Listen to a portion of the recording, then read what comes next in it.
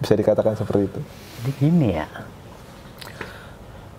ketika saya masih berada dalam agama itu,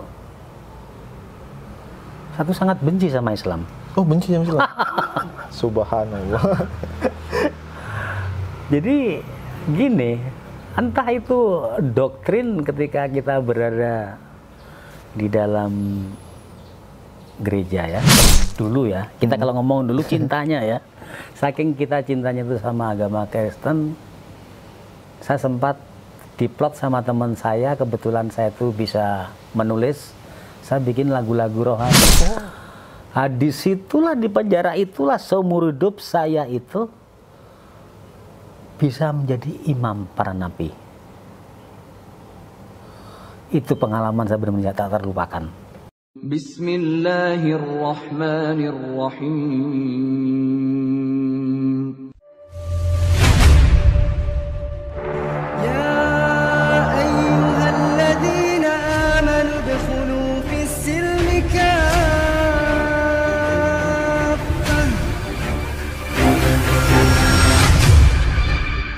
Video ini disponsori oleh bukusip.com. Mau belanja buku Ustadz Felix? Ke bukusip.com aja. Baik, bismillahirrahmanirrahim. Assalamualaikum warahmatullahi wabarakatuh. Alhamdulillah, balik lagi bersama saya dan Fatih 1453, tentunya di channel YouTube Ngaji Cerdas yang insya Allah akan mencerdaskan umat. Tentunya bagi mereka yang mau berpikir. Baik, pada kesempatan hari ini, alhamdulillah saya sedang bersama narasumber, Masya Allah, Bapak Ibas Kiswotomo. Ibas, ya, Masya Allah. Saya panggilnya Bapak Ibas aja ya, Pak. Ya, boleh. Allah. Dan mungkin sebagian dari teman-teman sudah mengetahui ya Pak ya, Bapak Ibas ini Insya Allah ya. Insya Allah ya, gitu ya Pak ya. Baik, Pak Ibas ini juga adalah seorang mualaf dulu ya, karena kan sekarang udah nggak bisa dibilang mualaf lagi ya Pak ya. Oh, udah enggak ya. Pernah dulu beragama selain daripada Islam, terus kemudian menjadi seorang Muslim, Masya Allah. Dan bagaimana nanti kisahnya, nah ini akan kita tanya-tanya ke Pak Ibas nih. Tapi sebelum ke Pak Ibas, bagi sahabat Ngaji Cerdas yang belum subscribe channel ini, silakan untuk subscribe, kemudian like, komen, dan share ke teman-teman yang lainnya. Dan jangan lupa juga tekan tombol loncengnya, sehingga tidak terlewatkan update terbaru dari Ngaji Cerdas. Alhamdulillah. Baik, langsung ke Pak Ibas nih, Masya Allah. Pak Ibas, apa kabar Pak? Alhamdulillah, baik sekali Mas Adam. Masya Allah.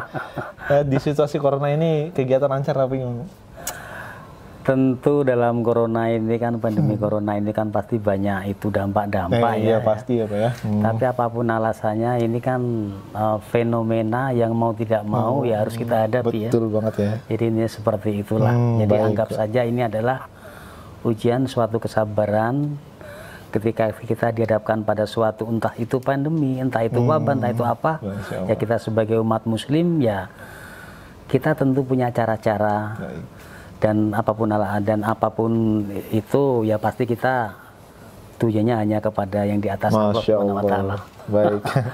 Ya, mudah-mudahan selalu lancar ya Pak ya. Baik. Alhamdulillah. Pak Ibas ini nama asli atau ada perubahan dari agama yang dulu Pak? Nama saya panjang ya. Panjang sekali nama saya, Bambang Baskoro Kiswotomo Hikso Amintarno. Itu dari dulu sama sampai sekarang namanya, nggak ada perubahan? Kalau nama sekarang orang lebih mengenal saya sebagai Ibas Kiswotomo. Oh iya, baik Pak. Kalau boleh tahu asalnya dari mana Pak? Kebetulan bapak saya masih dari Jogja. Cerita dari ibu saya, bapak saya itu masih terah dari Kerajaan Mataram, dari Hamengkubuwono pertama. Wah, ada darah birunya ya. Ceritanya seperti itu. Oh, baik. Alhamdulillah. Kabarnya kan Pak Ibas tadi sempat saya singgung ya, dulu sempat juga beragama selain agama Islam tuh dulu. Nah, agamanya apa dulu Pak?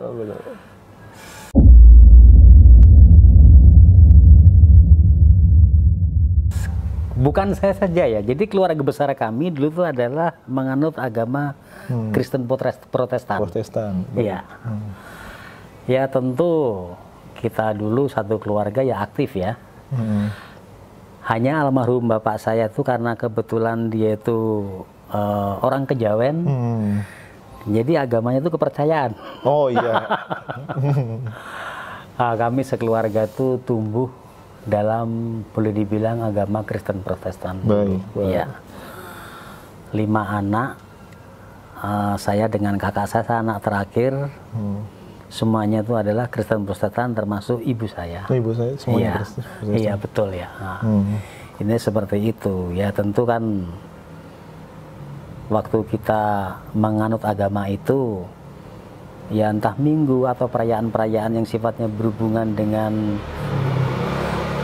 keagamaan Kristen, ya kita ikuti. Ikuti, ya. Ya, ini seperti itu Mas. Berarti sempat aktif juga ya Pak ya di gereja Pak ya? pada Oh saat itu? aktif, aktif.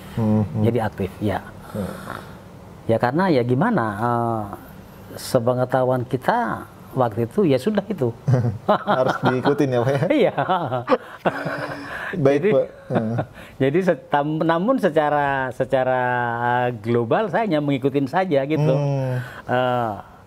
Tujuan-tujuan yang sifatnya tuh lebih fundamental itu saya nggak mikirkan waktu itu gitu. Baik. Hanya satu keluarga karena dalam agama Kristen, ya kita ke gereja ya gereja. Ikut gitu ya. kan ya. Terus apa itu macam perayaan-perayaan yang berhubungan dengan Kristen ya ikutin juga.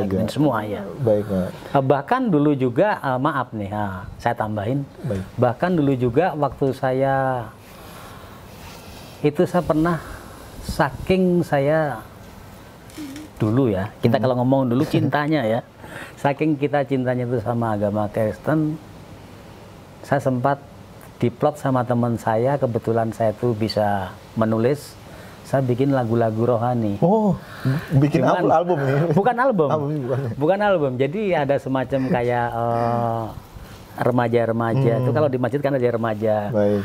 Muslim gitu ya, gitu. Terus remaja itu, terus di Kristen itu juga ada semacam kayak itulah boleh dibilang Majelis perkumpulan lah atau ya, kalau gitu ya. Kalau untuk di Islam ya begitu. Tapi kan di Kristen itu ada semacam kayak ya aktivis lah, boleh dibilang gitu. Kita suka nyanyi-nyanyi, dipanggil ke sana. Salah satunya tuh saya menjadi beberapa pencipta lagunya. Cuman sampai saat ini saya sudah nggak mau ngapalin. Oh gitu. Ya, iyalah, nggak guna juga ya. Saya nggak mau ngapalin. Syairnya bagaimana saya nggak mau. Ya, oke. Nggak perlu ya Pak. ya? Nggak perlu, udah nggak perlu itu. Baik Pak. Dalam keadaan taat-taatnya pada saat itu kan ya, keluarga dan Bapak juga dalam agama Kristen. Iya. Dan kenapa kok Bapak bisa meninggalkan agama Bapak waktu itu? Nah ini, pertanyaan ini jujur membuat saya merinding ya. Sebenarnya saya mau nangis tapi saya malu ya. Karena ketika saya tuh berhijrah di Islam, memang sih tidak ada suatu peristiwa yang besar. Tidak ada peristiwa suatu yang besar hingga saya mendapatkan hidayah seperti itu. Termasuk kakak-kakak saya. Sekalipun saya dulu tuh anak yang paling kecil, mungkin boleh lebih dibilang yang paling kritis berpikir itu adalah saya. Singkat cerita, satu suka lihat orang waktu itu pas puasa orang tarawih gitu kan ya. Saya cuma hanya merhatikan aja gitu kan ya. Nah, terus diam-diam satu tuh ikut. Karena kan teman-teman itu nggak tahu agama saya apa. Saya ikut saja. Ikut dalam hal tarawih itu. Nah, terus suatu hari ketahuan lah sama kakak saya. Ketahuan waktu saya pulang itu bawa sarung gitu kan ya. Saya lupa melepas gitu. Padahal sarung itu biasanya kan cuma buat tidur saja gitu kan ya. Nah, terus tanyain saya nggak ngaku. Akhirnya ketahuan lah gitu. Ketahuan karena waktu itu saya masih ya boleh dibilang rada bandel lah ya. Ya saya jawab saya enaknya aja, ya biarin aja gitu, saya ikut-ikut mereka gitu, saya bilang gitu, saya gituin. Ya, intinya seperti itu. Tapi justru malah kebalikannya, dalam perjalanan waktu, malah kakak-kakak saya yang akhirnya itu sudah Islam duluan. Oh, Masya Allah. Gitu. Nah, terus akhirnya ya saya ikut.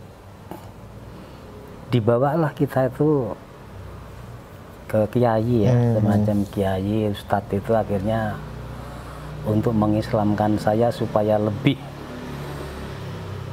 benar-benar masuk Islam. Akhirnya saya membaca 2 kalimat saja. Masya Allah, baik Pak. Itu seperti itu. Memang tidak ada peristiwa yang besar. Hanya saja ketika saya bersahadat, saya harus melupakan agama dulu yang saya anut. Tapi ketika saya masuk Islam pun, ya saya belum bisa sholat. Saya belum bisa baca ayat-ayat. Karena memang tidak pernah belajar. Betul. Gitu kan ya.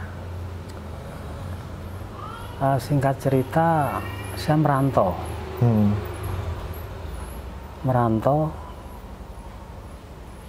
Waktu itu saya ya datang saja ke masjid gitu. Datang ke masjid, terus saya beli buku-buku gitu kan ya. Buku-buku cara sholat yang benar, buku-buku doa-doa. Saya belajarlah dari situ gitu kan. Ketika saya belajar dari situ, terus saya dengar pengajian bahwa kalau kita belajar dari itu nggak bagus. Gitu, harus ada orang yang membimbing. Harus ada guru, Pak. Harus ada guru yang membimbing. Sementara saya itu sama siapa gitu kan ya. Saya pikir kan pasti bayar gitu ya. Akhirnya ada orang tukang bubur yang dia diserahin kunci musola. Artinya membuka, menutup itu dia, kadang membersihkan. Terus dia kalau setelah itu dia itu juga jualan bubur gitu. Saya sering beli bubur sama dia. Disitulah saya belajar sama dia. Belajar sama tukang bubur, Pak? Belajar sama tukang bubur artinya dasar-dasarnya, sepengetahuannya dia saja. Tapi itu sudah cukup membuat saya bahagia. Masya Allah. Karena saya diajarin ayat-ayat pendek begitu kan ya. Masya Allah. Ayat-ayat pendek, terus sholat yang benar gitu kan ya. Wudu yang benar. Sampai orang kalau masuk Islam itu harus kita sholat itu apa namanya tuh yang seumur hidup sekali boleh itu sholat apa ya, ini seperti itulah itu. Saya lupa. Ini seperti saya belajar sama tukang bubur itu, dan alhamdulillah tukang bubur itu senang. Iya. Gitu. Udah apa itu Pak, manggil saya juga Pak. Saya masih muda itu. Mungkin bentuk penghormatannya dia kali ya itu. Sementara saya manggil dia Mas itu. Gitu. Udah akhirnya kalau apa itu Pak Ibas pengen belajar ini yang pendek-pendek ini sudah sama saya aja gitu. Ini seperti itu. Baik. Kadang saya pun juga kalau pas lagi luang waktu saya ikut jualan bubur sama dia, nemenin saja gitu. Iya. Karena saking senangnya saya berteman sama dia gitu. Padahal di luar saya berteman di luar sana itu ya maaf saja. Maaf ini maaf. Tukang bubur itu bukan levelnya gitu loh. Iya. Gitu kan. Baik dari sosialisasinya, baik dari penampilan dan tongkrong ngeheot apa-apa gitu. Tapi saya enggak, sama dia waktu itu saya nyaman gitu. Nyaman ya. Masya Allah. Sekalipun saya mendapatkan belajar surat-surat pendek, cara wudhu, cara segala macam, ya itu wasilah saya lah. Gitu. Ini seperti itu. Itu di tahun berapa, Pak? Itu di tahun 89. 89. Iya. Di mana media belum tersebar luas sampai sekarang ya, Pak ya. Karena kan sebelum tahun 89, lebih tepatnya tahun 87 itu ya apa ya, kalau kita bicara masalah perjalanan hidup saya dengan kondisi ekonomi keluarga saya yang berubah, sementara saya tuh harus bertahan gitu kan ya. Ketika saya merantau di Semarang, ya dengan cara apapun lah saya mendapatkan uang itu, gitu. Hingga pada tahun 89 itu saya memutuskan, 88 saya memutuskan pindah ke Jakarta. Pindah ke Jakarta sendiri, saya merantau sendiri. Ya itulah ketemu dengan tukang bubur itu, dan saya belajar sholat itu. Betul. Jadi seperti Masya Allah banget ya, memang Allah udah sayang kali sama Bapak ya. Akhirnya dikasih petunjuk untuk ketemu tukang bubur tadi. Iya, gitu. Syukur-syukur naik haji ya, tukang bubur naik haji. Alhamdulillah, iya. Berarti kalau saya bisa ambil kesimpulan Pak, mungkin Bapak juga ada ngerasa nggak puas terhadap agama yang dulu mungkin Pak. Bisa dikatakan seperti itu. Jadi gini ya, ketika saya masih berada dalam agama itu, satu sangat benci sama Islam. Oh, benci sama Islam? Subhanallah. Jadi gini, entah itu doktrin ketika kita berada di dalam gereja ya, saat mereka yang dibilangnya pendeta atau apa itu, yang ditampilkan, yang diceritakan, yang diselat-selat itu adalah wanita-wanita jahat, kotor, kumuh, yang mempunyai permasalahan-permasalahan kriminal. Jadi saya merasa, tapi waktu saya mendengarkan itu saya, oh begitu ya gitu, ternyata Islam gitu ya gitu. Terdoktrin ya Pak? Terdoktrin gitu loh. Jadi ini seperti itu. Beda hal setelah saya itu masuk Islam, jadi memang itu adalah, saya kalau bilang itu adalah misi yang sangat-sangat jahat lah. Oh. Ya karena ya apa ya, saya bilang mereka itu adalah orang-orang misionaris, gitu kan ya. Setelah kita bisa berpikir lebih itu ya, itu seperti itu gitu. Nah, jadi kita didoktrin bahwa Islam itu kumuh, jelek, kotor, jahat, terus sering melakukan pencurian, ini. Nah, kan kalau sekarang kan masalah begitu kan resiko mayoritas kan ya. Itu kan terjadi di Indonesia. Coba kalau kita tuh di Amerika di mana, yang melakukan itu semua juga non-Muslim. Oh iya, itu kalau mikir fairnya ya Pak ya. Iya, ini seperti itu gitu. Artinya Bapak sempat juga ya nggak suka terhadap Islam ya, dengan frame-frame yang tadi jelasin kayak gitu ya. Karena itu ada semacam kayak doktrin gitu kan ya. Apalagi perkumpulan teman-teman kita gereja waktu itu juga sering melecehkan orang cara sholat gitu kan ya. Gitu, sampai segitunya Pak ya? Ya ampun Mas, kalau kita ingat di situ rasanya tuh maaf saja, pengen ketemu dulu orang cerita begitu sama saya pengennya rasa gimana sama orang itu gitu. Jadi intinya seperti itu. Greget ya. Iya kan ya. Apalagi kita maaf saja kan punya latar belakang yang berani lah kalau sama orang-orang gitu loh. Apalagi itu maaf saja masalah agama ya. Nah, memang sih agama tetap mengajarkan kelembutan. Memaafkan gitu. Nah, itulah akhirnya tuh yang membuat saya akhirnya ya berdoa saja semoga orang-orang dulu yang bercerita menjelekkan Islam mendapatkan hidayah seperti saya. Iya. Ini seperti itu. Jadi gitu. Kalau kita dilipin rasa dendam terus Mas gitu. Ya sudah, itu udah gak ada habisnya gitu. Betul, ini seperti itu. Nafsu ya Pak ya? Karena kan ada banyak orang-orang kayak bilang ya lebih baik kita maafkan daripada kita melampiaskan dendamnya gitu. Ini seperti itu. Nah, itulah kelebihan Islam. Kalau seandainya Islam yang diframekan jelek, mungkin Bapak mungkin nggak mau masuk Islam kan gitu. Logikanya itu sederhana sekali. Iya betul ya, gitu. Ini seperti itu. Jujur saja ketika saya menjadi mu'alaf itu, saya menemui banyak kesulitan. Salah satunya orang-orang yang dulu yang agama sama dengan saya otomatis satu menjauh. Satu itu. Kedua,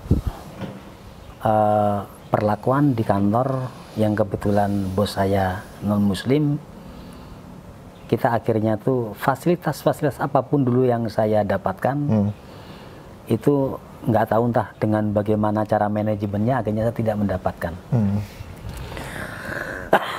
Terus kedua, dulu jujur saja saya banyak mempunyai kolega-kolega orang non-muslim. Nah terus nggak tahu entah tahu dari mana kalau satu sudah Islam, akhirnya mereka ada beberapa yang tidak mau bekerja sama. Ini seperti itu. Ditinggalkan ya. Ya, singkat cerita, akhirnya ekonomi saya itu waktu itu jadi terganggu. Dan itu sempat berapa tahun lagi saya mengalami seperti itu. Tapi kan ini sebuah bukan sekedar pertanggungjawaban, tapi adalah sebuah pilihan agama saya yang benar. Iya. Dan saya anggap itu bukan suatu permasalahan yang besar, gitu. Apalagi hanya sekedar bicara kita masalah mengenai ekonomi, harta dan segala macam itu bukan suatu yang sangat besar lah, gitu. Karena kita meminta, karena kita mendapatkan bukan dari orang-orang itu. Kita mintanya cuma sama Allah Subhanahu wa Ta'ala. Dia mau memberi, mau kita minta apapun juga dikasih. Lebih besar daripada kolega. Iya. Jadi gitu. Dan lucunya juga, sekalipun kita mendapatkan kecil itu kalau dengan keberkahan dan maaf, sekalipun kecil, namun itu rasanya tuh sudah beda lah dengan yang dulu. Karena faktanya ketika saya tuh mendapatkan itu semua, yang nggak ada yang artinya tuh yang sampai saat ini tersisa. Nggak ada. Iya, nggak ada semua. Nggak ada. Jadi sifatnya itu mungkin dicuci ya, di laundry. Di laundry. Hartanya di laundry. Iya, gitu. Di laundry. Nah, terus diganti yang kecil-kecil tapi bisa murni, kita nikmatin secara berkah. Iya, cara berkah, secara nikmat gitu kan. Cara bersyukur gitu. Jadi ini seperti itu ya, kalau kita bicara masalah rasa syukur ya. Iya, gitu. Ini seperti itu karena kan ukuran harta saya bukan pada manusia, saya sama Allah aja. Masya Allah, ini seperti Masya itu. Allah. Ketika Bapak sedang saat sulit seperti itu, Pak, ada yang mendorong Bapak, apa yang mendorong Bapak hingga kuat seperti itu, Pak? Ada nggak ayat-ayat Al-Quran seperti itu? Kembali lagi sama dengan tukang bubur tadi. Ya, gimana? Dia pertama kali dia mengajarkan saya ayat-ayat pendek itu adalah surat Al-Ikhlas. Wah, Masya Allah. Ini seperti itu ya. Ya Tuhan itu hanya satu lah ya, yang Maha Esa. Dan dia juga tidak berada dan tidak diperanakan. Tempat meminta segala sesuatu dan tidak ada yang setara dengannya. Cukup satu itu saja, itu yang jadi patokan saya sebagai saya seorang Muslim. Yang lainnya ya tentu saya harus belajar gitu. Tapi yang membuat saya kuat, yang membuat saya kekeh ya surat Al-Ikhlas ya. Iya. Surat Pamungkas memang, Pak. Masya Allah. Surat pembantah surat pembantah ketuhanan yang pokoknya kalau setiap ingat itu ya pasti saya merinding lagi gitu ya. Ini seperti itu. Masya Allah ya. Satu, belajar pertama itu. Kedua juga yang meyakinkan saya tidak goyah juga surat itu gitu kan ya. Masya Allah. Jadi gitu.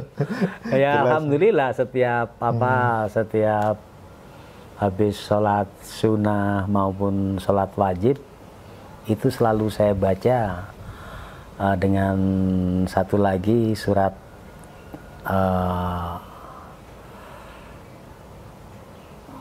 Qul Huwallahu Ahad, terus sama Al-Falaq, sama Anas. Anas ya, Masya Allah. Ya. Itu selalu tiga surat itu selalu saya baca setelah melakukan sunnah maupun wajib. Masya Allah, Masya Allah, Masya Allah. Enggak, saya salut sekali Pak, pegangan ayatnya itu loh. di dalam keadaan sulit pegang ayat Allahu Ahad gitu. Oh iya. Allah hanya satu ya. Jadi kan begini ya. Ketika manusia masih disibukkan dengan cintanya duniawi, ya saya yakin dia nanti itu akan menggadaikan akidahnya. Sering Bapak menemukan orang banyak sekali.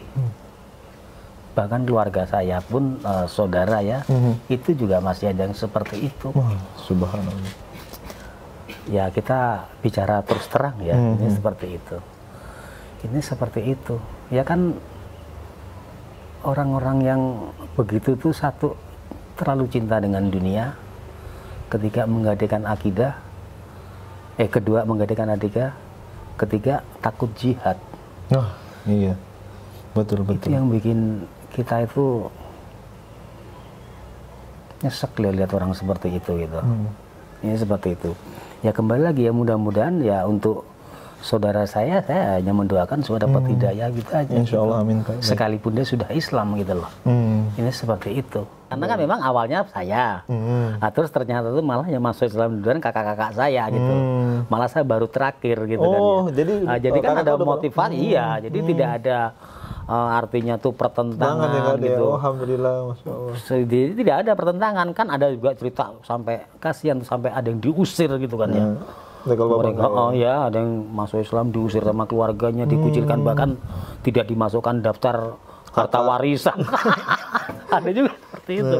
Okay. Aduh. Artinya nggak ada pertentangan sama sekali Pak ya? Nggak ada. Alhamdulillah. Nggak ada. Hanya waktu itu memang almarhum ibu saya belum. Oh. Iya. Ketika putra-putrinya sudah masuk Islam, almarhum ibu memang jujur saja belum. Karena almarhum ibu dulu tuh punya nazar. Saya cerita boleh nih? Boleh. Ketika kita masa kecil-kecil dulu tuh memang jujur saja kita dari ekonomi yang berada, gitu kan ya. Segala sesuatu boleh dibilang pada zamannya itu kita tuh punya lah, gitu.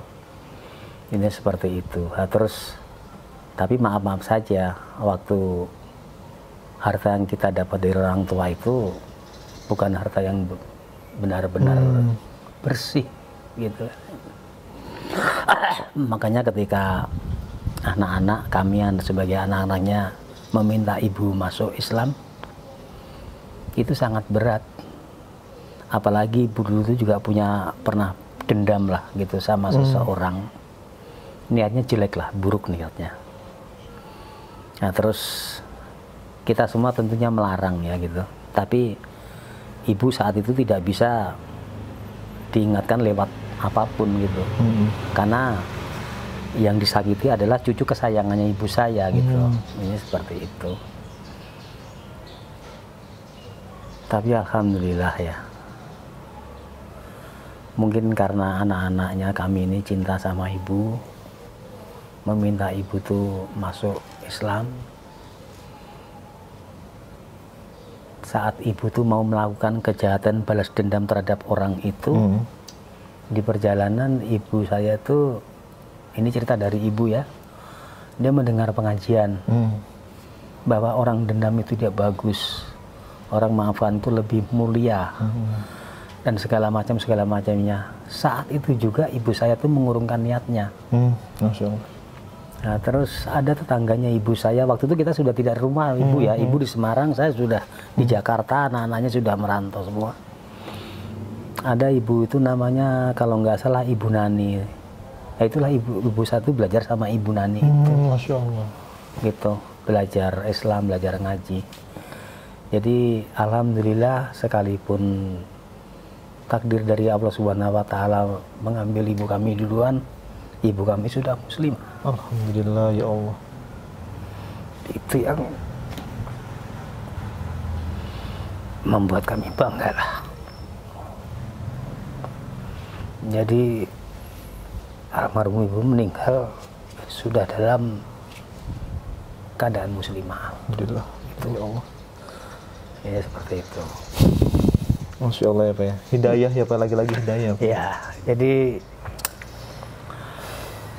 mungkin kalau hidayah itu bisa dibeli, saya pengennya membeli hidayah itu sebanyak-banyaknya, saya kasih ke orang-orang.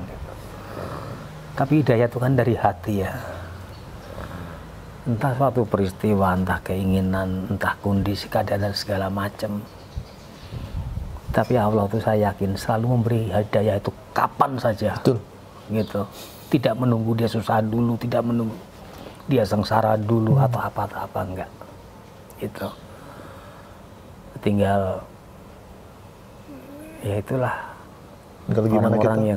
orang-orang yang masih beragama non muslim itu Ya semoga saja mendengar ini menjadi inspirasi Betul. ya. Ini seperti itu. Karena kita sayangan banget ya, Pak ya. Iya, Sayang jadi banget, ya. apa ini ya? Maaf, ilmu agama saya itu memang tidak bagus ya. Tapi yang terpenting bagaimana saya menjalankan kewajiban saya, menjalankan sebagai seorang Muslim itu bagaimana. Itulah intinya lah. Adab-adab yang sifatnya tuh yang mudarat atau apa. Insya Allah saya tinggalkan semua, gitu kan ya. Ya kita bergantilah, ya. Ini seperti itu. Insya Allah. Perubahan paling nikmat itu adalah perubahan bukan dalam masa harta segala macam, tapi perubahan diri. Perubahan diri untuk lebih dekat kepada Allah Subhanahu Wa Taala. Itu yang paling nikmat sama sekali. Insya Allah. Betul. Gitu. Ya, semoga yang menonton video ini khususnya bagi non muslim mendapatkan hidayah, Pak ya. Baik. Ya, betul ya itu. Alangkah bahagianya ya, suatu karunia banget kalau orang-orang itu bisa sebagai seorang muslim yang kafah, sebagai Islam yang kafah. Itu sangat bahagia banget. Tentu saya pun juga sangat ingin menuju ke sana ya, gitu. Karena apalah itu, kita punya Allah sudah cukup kok. Betul. Kita punya Allah itu sudah cukup, gitu. Kita minta sama Dia sudah cukup, nggak perlu berharap sama orang lain gitu. Ini seperti itu. Kita mengeluh, kita curhat, kita minta. Ya sudah cukup sama Allah aja lah. Mau kita dibenci sama orang lain, ada Allah. Mau kita dikucilkan sama orang, ada Allah. Gitu.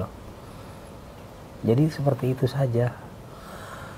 Ya mudah-mudahan ya masalah kafah ini, saya pikir itu adalah suatu, semua umat-umat muslim itu pengen menuju ke sana semua. Insya Allah. Jadi begitu, gitu. Baik. Pengetahuan saya seperti itu, Mas ya. Baik, Pak Ibas.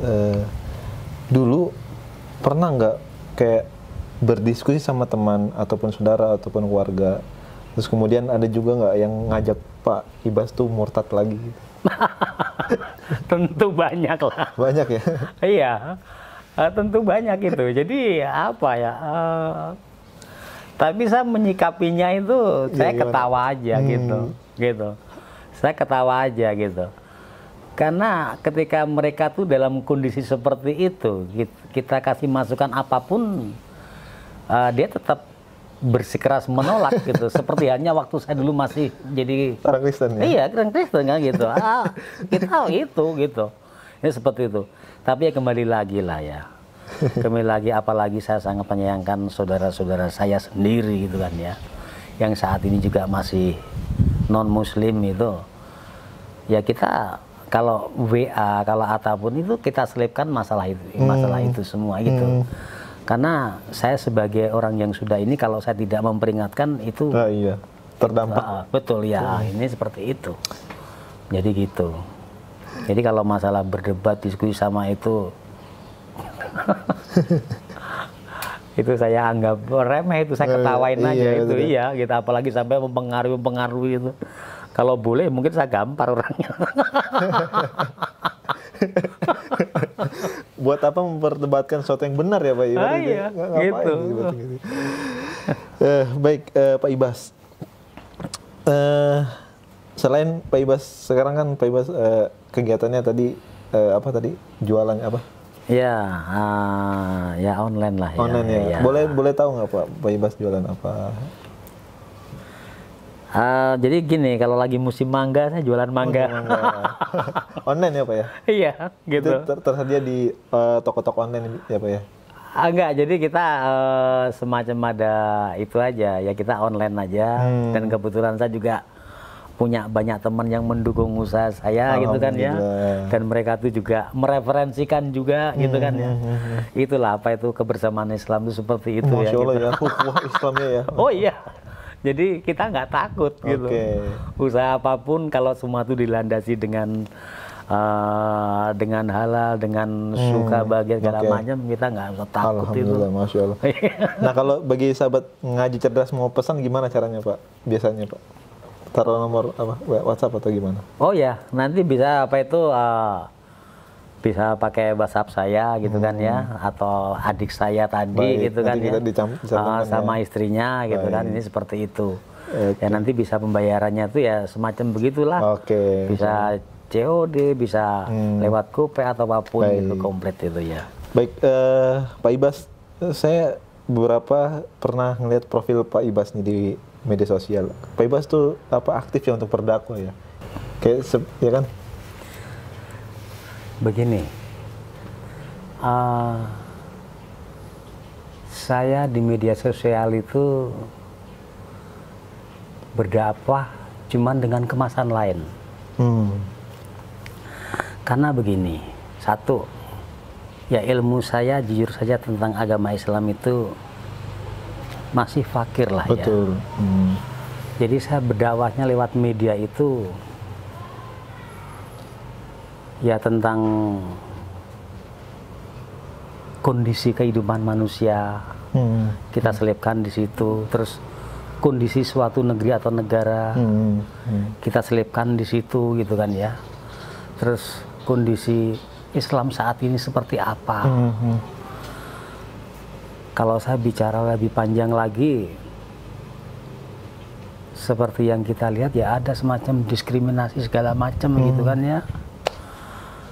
Dan itulah salah satunya saya yang menentang itu semua. Menentang gitu. kedoliman ya Pak? Iya. Sampai-sampai mungkin pergerakan saya terlalu jauh. Saya boleh cerita? Boleh. Saya masuk penjara. Iya. Karena satu, pertama cinta saya kepada negara ini, NKRI ini. Kedua, pertama saya cinta saya sama agama saya Islam. Ketiga, negara ini ada semacam kepinjangan keadilan, ada semacam pendiskreditan, juga ada semacam, kalau bicara lebih jauh, masalah kriminalisasi. Nah, itulah saya menyuarakan dakwah dengan versi saya, mengkritisi semua kebijakan-kebijakan yang merugikan Islam. Ini seperti itu. Karena memang penting ya Pak ya. Kalau kita nggak kayak begitu. Jadi begini ya. Oke lah, saya tuh bukan tokoh yang dikenal. Saya hanyalah seorang Ibas Kiswotomo yang biasa. Kemampuan saya hanya berdakwah seperti ini. Itu harus saya dakwahkan. Karena apapun alasannya, ya Islam harus dakwahkan. Ayat itu harus diamalkan. Mas Adam pasti lebih paham lah daripada saya gitu. Ini seperti itu. Hanya Mas Adam lebih banyak ilmu daripada saya lewat kemasan lain. Ini seperti itu. Jadi begitu. Ya ketika dalam perjalanan waktu akhirnya saya harus masuk dalam hotel Prodio selama 20 bulan. Itu tidak membuat saya takut, tidak membuat saya jera dalam arti membela agama loh ya. Ini seperti itu. Bukan melawan negara yang enggak. Bukan saya berontak ya? Iya, bukan memberontak. Saya tuh menyalakan keadilan. Saya membela agama. Ini seperti itu. Nah, disitulah di penjara itulah seumur hidup saya itu bisa menjadi imam para nabi. Itu pengalaman saya benar-benar tak terlupakan. Yang selama ini saya sebagai jamaah, kalau di masjid atau di apa, itu di penjara itulah saya itu tuh nggak tahu bagaimana saya sebagai imam di antara napi-napi itu ketika sholat. Masya Allah. Maghrib ataupun sholat Masya Allah. Artinya, jadi begitu. Itu tidak terpikir sama sekali gitu. Iya. Ya memang pertanggungjawabannya besar ya. Tapi kan saya sudah ngomong sama teman-teman napi semua. Saya tuh ilmu agama saya tuh baru begini-gini. Nggak apa-apa gitu.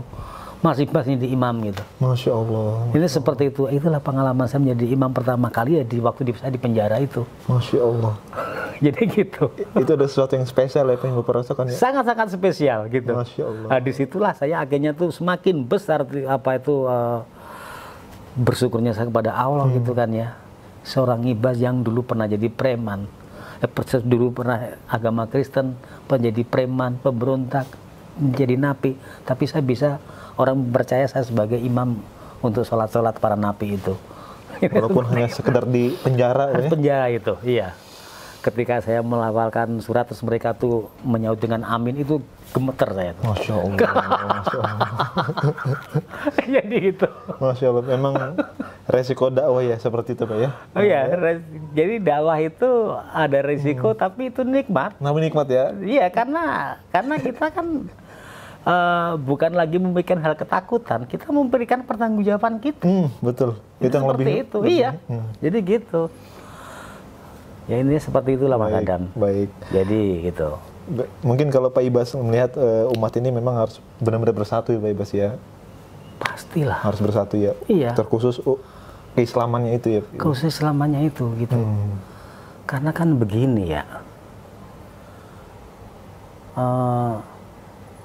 Suatu negara kadang kan ada doktrin, ada propaganda bahwa politik tidak bisa dicampurkan dengan agama, itu salah besar.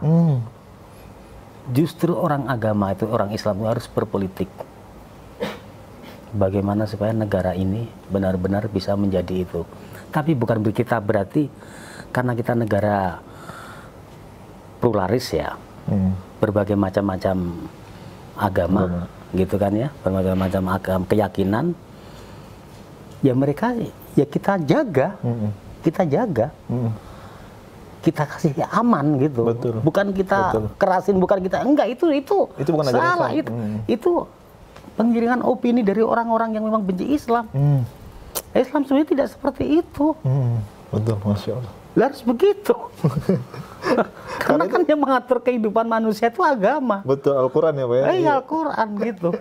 Jadi bukan apa itu manusia mengatur Al-Quran. Iya, kadang-kadang manusia kurang ajar ya kadang-kadang. Apalagi ada yang kurang ajar tuh di media nulis undang-undang dasar lebih ini daripada Al-Quran, kan kurang ajar Iya, gitu. betul. Subhanallah. Aduh, ya kalau kita nurutin itu mah kita kesal Mas gitu. Baik, iya. Mungkin ini tantangan dakwah kita ya Pak di era zaman seperti itu Pak. Iya. Ya, mudah-mudahan Islam bisa mencerahkan dunia Pak, insya Allah Pak ya. Insya Allah. Insya Allah ya. Dan itu dimulai dari kita sekalipun kita kelompok kecil lah gitu. Masya Allah, betul Pak. Semacam mudah-mudahan juga nih acaranya Mas Adam ini, Ngaji cerdas Pak. Ngaji cerdas ini itu bisa menginspirasi semuanya. Insya lah, gitu. Allah, insya Allah. Dan saya yakin ini akan bisa menginspirasi. Insya Karena Allah. niatnya Mas Adam itu baik. Masya Allah. Mensiarkan. Alhamdulillah. Baik, Pak. Jadi acara ini saya dukung lah. Ya. Insya Allah. Baik Pak Ibas, sudah di penghujung acara ini Pak Ibas. Iya. Pesan-pesan terakhir Pak Ibas, bukan pesan terakhir tapi pesan-pesan untuk sahabat Ngaji Cerdas kaum muslimin dan muslimat khususnya. Ya begini, kita sebagai saudara seiman ya, kita sebagai saudara seiman tentunya kita tuh harus saling bahu-bahu, tolong-menolong dalam hal apapun gitu ya, tentu yang sifatnya dalam kemaslahatan, Masya Allah itu ya. dalam kemaslahatan umat, terus dan akan lebih menyejukkan lagi dan akan lebih membanggakan lagi apabila nih Ngaji Cerdas ini juga malah sebagai salah satu Amin Pak. pemrakarsa, Amin Pak. gitu kan, untuk mengumpulkan siapapun lah gitu, nggak tua nggak muda gitu kan ya, menjadi suatu pergumulan yang bermanfaat, Amin, Pak, insya yang Allah. bermaslahat gitu, tentunya itu semua ya kita dimulai dari situ saja gitu. Dan untuk juga teman-teman saya pribadi, apalagi yang masih non muslim, nggak tertarik dengan Islam yang sangat indah ini. Jangan cuma lihat luarnya ya gitu. Jadi ini seperti itu Mas Adam. Baik, Masya Allah. Iya. Itu mungkin pesan-pesan dari Bapak Ibas. Masya Allah Pak. Saya selama kita berbincang tadi banyak sekali ilmu yang saya dapatkan Pak. Insya Allah Pak. Alhamdulillah kalau memang ada ilmu, Ya. tapi itu semua itu kan kebenaran apa yang saya ucap hanya datangnya dari Allah Subhanahu wa Ta'ala. Baik. Gitu.